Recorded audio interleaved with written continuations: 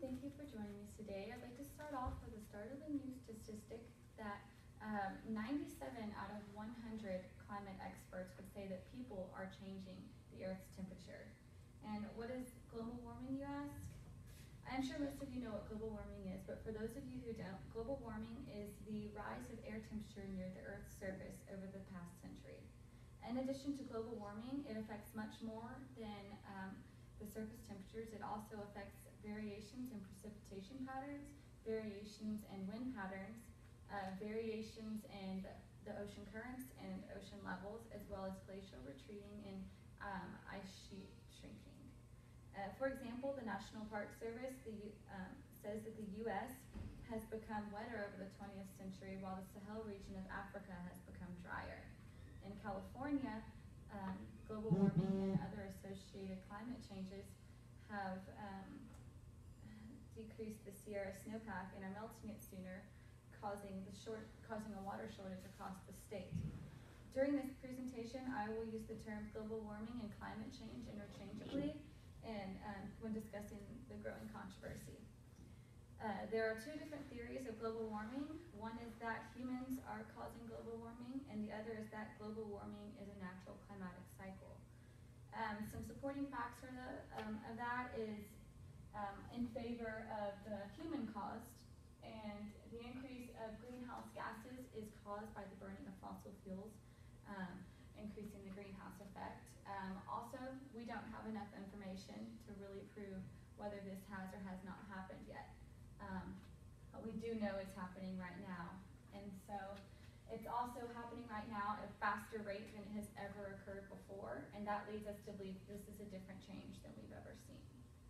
Some things that are against the natural cycle is that though it has happened in the past million years, it's gone from warm to cold, this time it is going very quickly.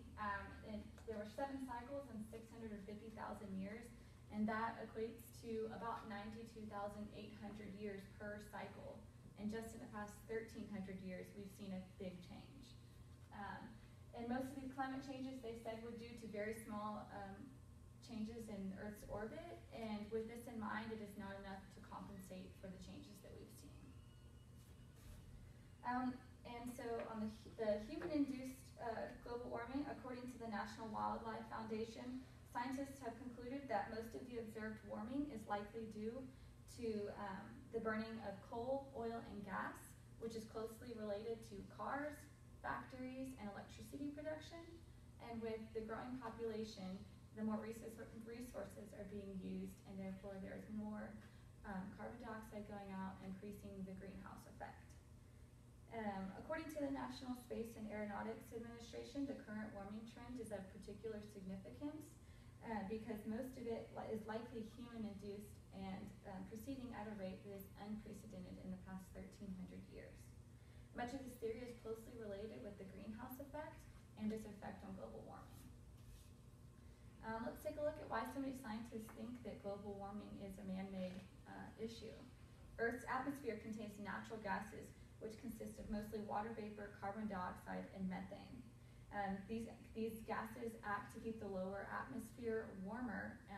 They would otherwise be frozen without these gases.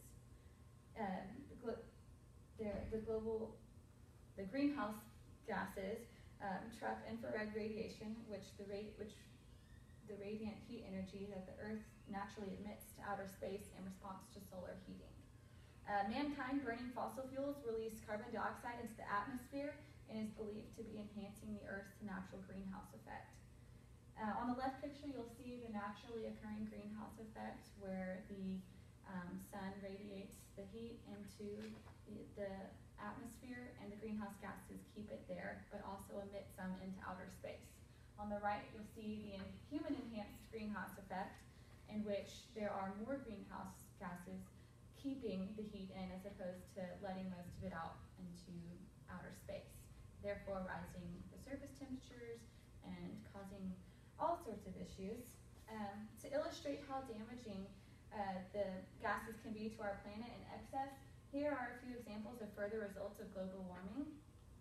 One big issue is sea level rising. Global sea level rose about 17 centimeters in the past century, and in just the past decade, that has doubled. Can you imagine how much water it would take to rise the entire ocean 17 centimeters? Filling a pool, when you fill it up, it takes forever to get it to rise a little bit. So to have the whole ocean, which makes up 75% of our Earth, to rise that much is quite a bit, which means it's melting from somewhere. Another issue is warming oceans. The oceans have absorbed much of the increased heat. The top 700 meters of the ocean have risen about 0.302 degrees since 1969. And the shrinking ice sheets in Greenland and Antarctica have altogether, they have decreased in mass between 30 and 60 square miles each. So that's very, very bad. And the next thing is the increasing intensity of storms. Global warming could affect storm formation by decreasing the temperature difference between the poles and the equator, fueling storms in the most populated regions. Though warming may decrease the overall number of storms, it will increase the intensity of the storms that we do receive. We all know that the difference between one big storm and one little storm can be very great.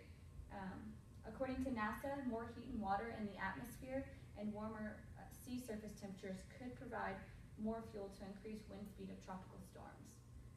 Warming that has already occurred since 1980 has increased sea surface temperatures by 0.3 degrees Celsius, which should increase the max potential wind speeds by 1 knot, according to a hurricane model. So what can be done to help? We can reduce, reuse, and recycle. Since coal, oil, and gas are key to raising greenhouse gas levels, you should use your resources sparingly. By recycling half of your household's waste, you can save 2,400 pounds of carbon dioxide annually. By buying energy-efficient products such as refrigerators, microwaves, washers, and light bulbs can help to reduce your electricity intake, therefore also helping to decrease the carbon dioxide levels in the atmosphere. And one easy thing that is good for everyone, and you don't have to give anything up, is you can plant trees. You give up nothing and you put oxygen in the air, and the plants in turn absorb carbon dioxide in order to release oxygen. If you plant a single tree, it will absorb approximately 1 ton of carbon dioxide in its lifetime. So plant a